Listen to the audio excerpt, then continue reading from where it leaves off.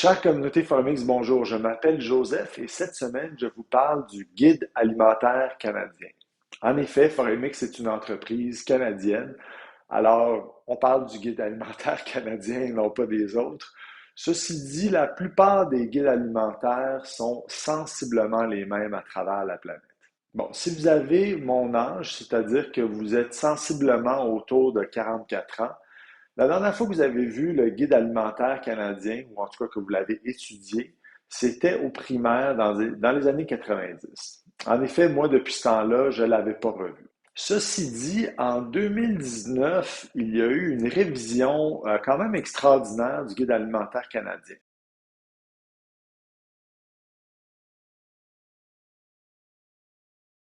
Alors, on passait d'un paradigme de carence alimentaire, qui était le guide canadien que moi j'avais vu quand j'étais jeune, à un paradigme de prévention des maladies chroniques.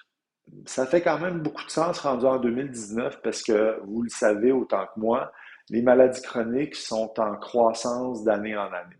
La différence notable avec le nouveau guide alimentaire canadien, non seulement de par sa présentation, où est-ce qu'on voit des vrais aliments dans une assiette, alors qu'avant, on parlait de quantité et que c'était des dessins.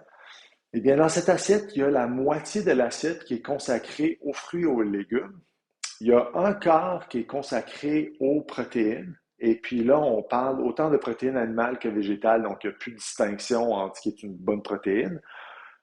Et puis, le dernier quart, c'est consacré aux aliments à grains entiers. Un autre changement majeur avec le nouveau guide alimentaire canadien, c'est qu'on ne met plus l'emphase qu'il y avait avant sur les produits céréaliers et le lait.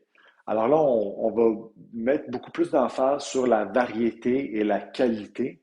Et en plus de ça, on va mentionner qu'il faut boire de l'eau autant que possible plutôt que de choisir d'autres boissons sucrées. Un autre point que je trouve vraiment intéressant avec le nouveau guide alimentaire canadien, c'est sans le dire textuellement, c'est qu'on parle de manger en pleine conscience.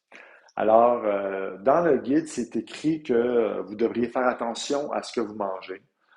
Vous devriez faire attention à quand vous mangez. Faire attention, ça veut dire garder conscience de quand vous mangez. Vous devriez faire ou garder conscience de l'endroit où vous mangez ou avec qui vous mangez. On parle même de manger avec votre famille, manger avec votre voisin, manger avec votre coloc. Alors, de ne pas juste traiter le repas comme des aliments qui rentrent dans notre bouche et c'est tout, mais plutôt de faire des repas un événement social dans lequel on va pouvoir interagir et échanger et partager nos bonnes et moins bonnes actions de la journée. Finalement, on parle également de cuisiner, donc de mettre l'emphase sur de préparer des aliments et donc de ne pas se tourner vers des produits hautement transformés. Et ben ça, c'est encore un autre point très positif avec le guide alimentaire canadien, parce qu'on sait très bien que les produits ultra transformés constituent une partie de plus en plus importante de l'assiette des Canadiens. Alors là, on se tourne ou on donne une direction vers ben, préparez-vous des aliments ou des repas avec des vrais aliments. En conclusion, je lève mon chapeau à ce nouveau guide alimentaire canadien qui est vraiment une nette amélioration par rapport à ce que moi j'avais vu quand j'étais en tout cas très jeune.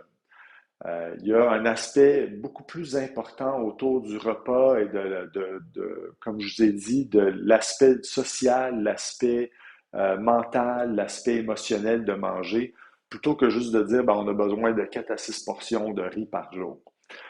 Ceci dit, il y a encore beaucoup d'améliorations qui pourraient y être amenées. Là, moi, je pense à, disons, parler d'aliments anti-inflammatoires et hypotoxiques, par exemple. Ce sera peut-être pour des nouvelles versions ultérieures. Sur ce, je vous dis merci et à la semaine prochaine.